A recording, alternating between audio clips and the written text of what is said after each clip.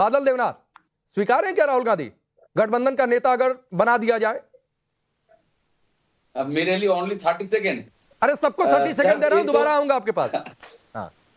ये तो सही बात है, ममता दीदी ने 26 दलों का एक गठबंधन बनाया था और उस गठबंधन का नाम भी इंडिया नाम भी ममता बनर्जी ने दिया।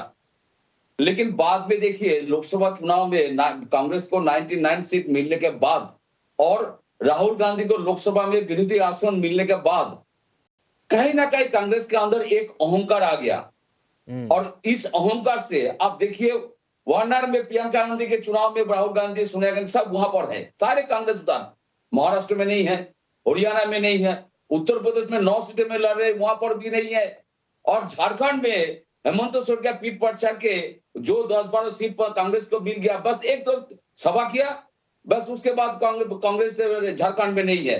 तो ऐसे गठबंधन जो ये लोग जो चला रहे, कांग्रेस जो चला रहे, आप बताइए जब सोनिया गांधी राजीव गांधी चले जाने के सोनिया गांधी कितना अच्छे से पूरे कांग्रेस को चला रहे थे, लेकिन खड़गे जी कांग्रेस का अध्यक्ष है, उनका जो एक बात एक शब्द एक प्रेस कॉन्फ्रेंस कोई भी पार्लियामेंट में लोकसभा में एक अरे तो मुझे एक बात बताइए बादल देवनाथ जी, अगर ममता बनर्जी इस गठबंधन को लीड करेंगी तो कांग्रेस सवाल पूछ रही है ना कि बंगाल से बाहर आपका क्या अस्तित्व है?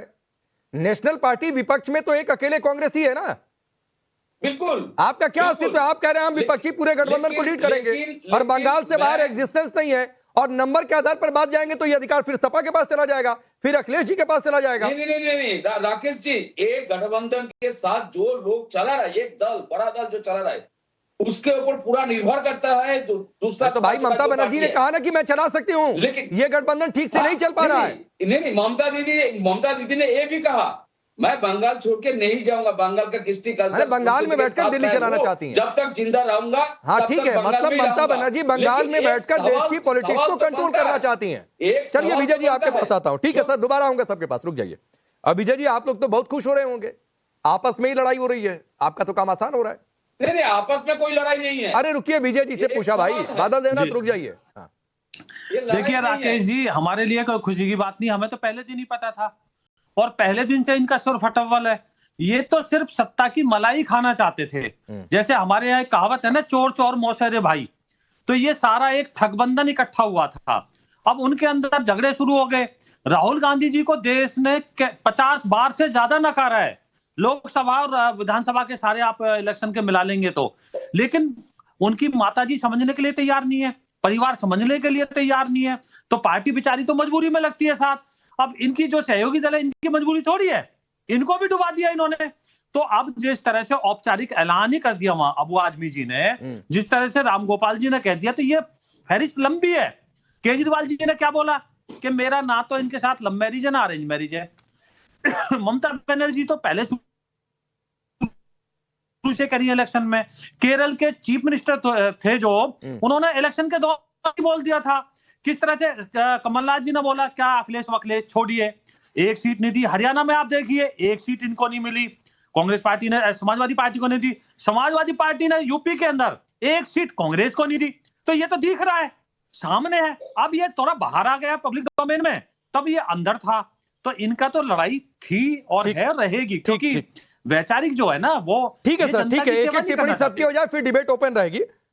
अवधेश जी, एक एनालिसिस आपका, क्या ये तय था जो आज स्थिति हुई है हरियाणा महाराष्ट्र में जो हार हुई, दूसरी जगहों पर जो सपा ने क्लियर कर दिया कि भाई आप थोड़ी सी ताकत अगर आपने दिखाई होती है तो बीजेपी सरकार बनाने की स्थिति में नहीं होती है, तो क्या कांग्रेस की लगातार हार, राहुल गांधी की लगातार नाकामी लीडर के तौर पर संख्या बल के हिसाब से वो ये गठबंधन तोड़ रही है?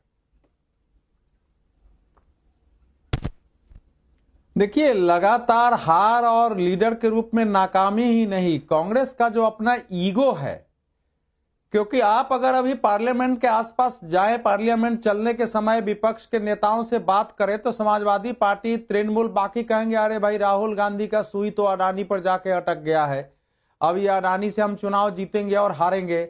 आपने देखा कि संसद में जब ये प्रदर्शन दोनों भाई बहन कर रहे थे, सांसद थे, तो दो INDIA के दो बड़ी पार्टियां, मतलब कांग्रेस के बाद तो समाजवादी पार्टी और तृणमूल कांग्रेस है, दोनों उसमें शामिल नहीं थी।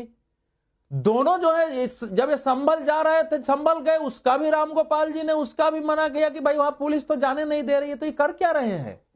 और आप अगर इसको थोड़ा सा पीछे लौट जाइए, जम्मू कश्मीर में चुनाव के ही बीच उमर अब्दुल्ला ने बयान दिया कि राहुल गांधी क्या कर रहे हैं, और बगैर इनके सरकार गठन करने की ओर आगे बढ़ गया। और कांग्रेस ने कहा कि भैया हम अब सरकार में शामिल ही नहीं होंगे, इनको सरकार में शामिल होने का निमंत्रण ही नहीं दिया। और आज अगर व्यवहारिक रूप से देखिए तो नेशनल कॉन्फ्रेंस कांग्रेस के साथ नहीं है, वहां वो स्थिति हो चुकी है। उसी तरह जब अगर मान ली उत्तर प्रदेश में जिस ढंग से 2023 में विधानसभा चुनावों के दौरान अखिलेश जी के बारे में कांग्रेस ने कहा, कांग्रेस के बारे में अखिलेश यादव जी ने कहा, उसको याद कर दिए, चिरकुट पार्टी हम भेंट नहीं करते हैं, उसको याद करिए। तृणमूल कांग्रेस आज नहीं, तृणमूल कांग्रेस ने तो राहुल गांधी जी पर इतना अटैक किया जितना बीजेपी भी कई बार नहीं करती है।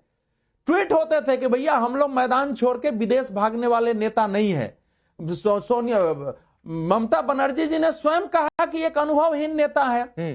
तो कांग्रेस की समस्या यह है कि कांग्रेस अपना मूल्यांकन करने को तैयार नहीं है। जब वो महाराष्ट्र में राहुल जी गए और महाराष्ट्र में उन्होंने पिटारा से अडानी अडवाणी लिखा, तो सुबह ही शरद पवार ने इसका खंडन किया कि ये अडानी और ये और उद्धव बोलते रहते हैं, वो इशू हमारे यहां नहीं है। बावजूद इनकी समझ नहीं है।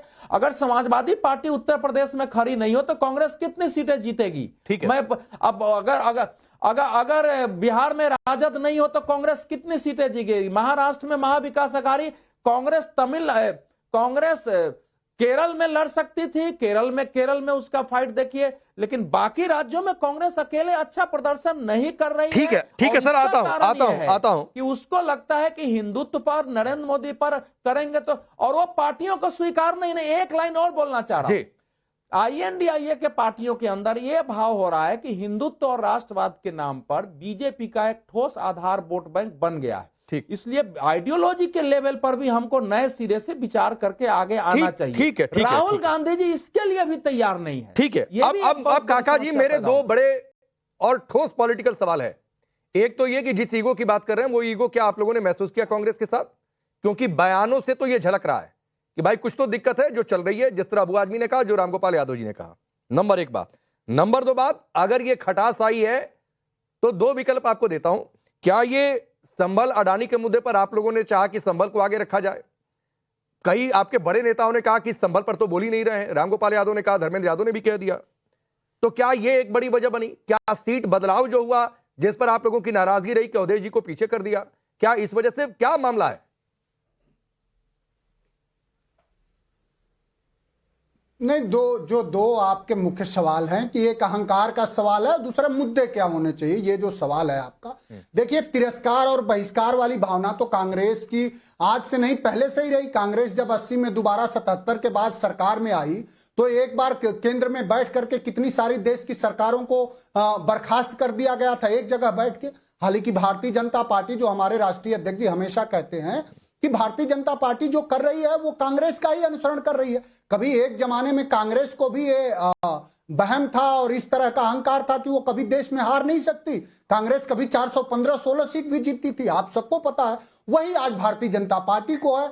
भारतीय जनता पार्टी भी आज पूरी तरह से तानाशाही वाली पार्टी है। जो देश हमारा कृषि प्रधान देश होता था, आज उस देश में किसानों को अपने ही देश के राजधानी में जाने से रोका जा रहा है, उन पर गोलियां तक चलाई जा रही हैं। वो देश के प्रधानमंत्री जो कहते थे कि हम आम आदमी हैं, हम एक बर्तन धुलने वाली मां के बेटे हैं, वो प्रधानमंत्री अपने 8,000 करोड़ के जेट से तो चलते हैं पर किसानों का MSP नहीं देना चाहते हैं। पूरे देश का संसाधन अपने एक दोस्त को गिरवी रखना चाहते हैं, लेकिन किसान के उसके फसल की कीमत नहीं देना चाहते। और दूसरे वाले सवाल पर बात एक ही है, जो मुद्दे की बात करें आज देश में दूसरे वाले सवाल पर भी राकेश जी